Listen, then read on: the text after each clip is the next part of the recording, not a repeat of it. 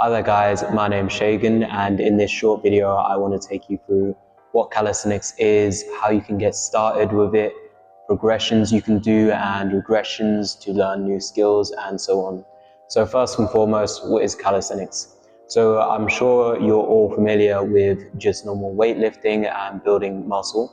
So for that, the typical definition would be moving weight through a range of motion, right? Calisthenics differs a little bit to this. Instead of moving weight through a range of motion, you're moving your body weight through a range of motion.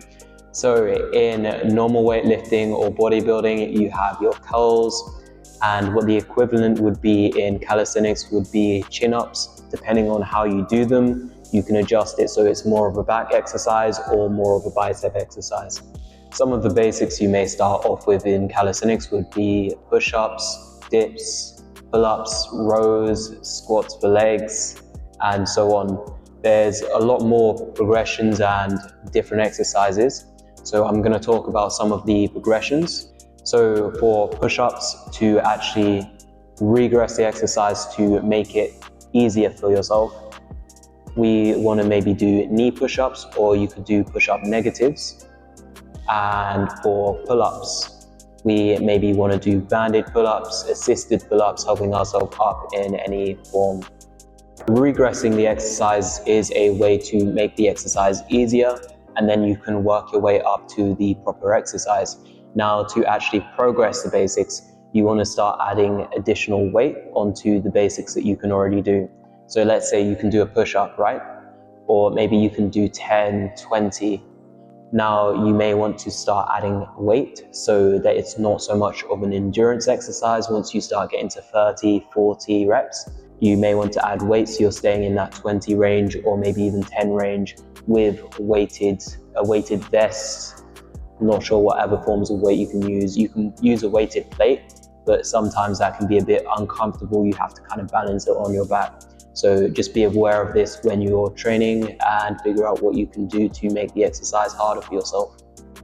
When we talk about calisthenics, I like to class calisthenics into 3 different categories. So you have your basics, which is what we've just talked about. Whether you're regressing or progressing the movement, they all fit into basics.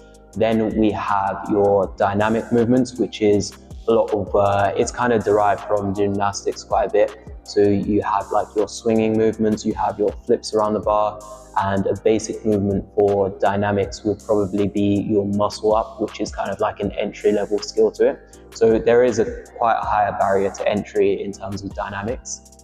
And then you also have your static movements, which is what I train, which is primarily my focus. For skill training, there are typically some strength requirements that you need to abide by.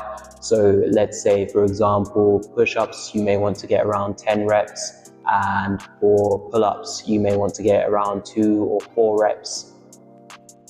The reason building up your basics is ideal is this way you won't have to focus as much on the strength requirements of the exercise. You won't have to strain to hold a different exercise.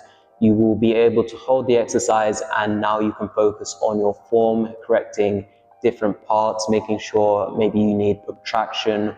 And there's a lot of terms you may not understand in calisthenics. I will break them down over certain videos and stuff like that. But you'll understand the way your body is moving, and you'll be able to engage different parts easier because now you have attention to spare. Some of these entry-level skills that I'm about to show you may look intimidating or difficult. What you're doing is you're comparing where you're at now to the full level of the skill. But what I want you to do is I want you to take that skill and divide it into sections. So you have where you're at, and you have the progression that you can reach that looks attainable, and then you have the next step, the next step, and the next step. Again, calisthenics is all about breaking down skills to make the skill seem less intimidating, easier, and also easier to measure out progress. Without further ado, I'm going to introduce you to some entry-level skills, and remember there are progressions to these exercises. So what you have is your L-sit, which does require some core strength and also some strength in the ability to push down against the ground. What you also have is your elbow lever or elbow planche, and trust me, this skill is a lot easier than it looks. With the right technique, a lot of people can just go straight into the exercise without having to go through the different progressions. We also have the handstand, and this one is also another really intimidating one, but I'll let you in on a little secret. With the handstand, it actually doesn't require too much strength. What handstand more requires is balance and coordination.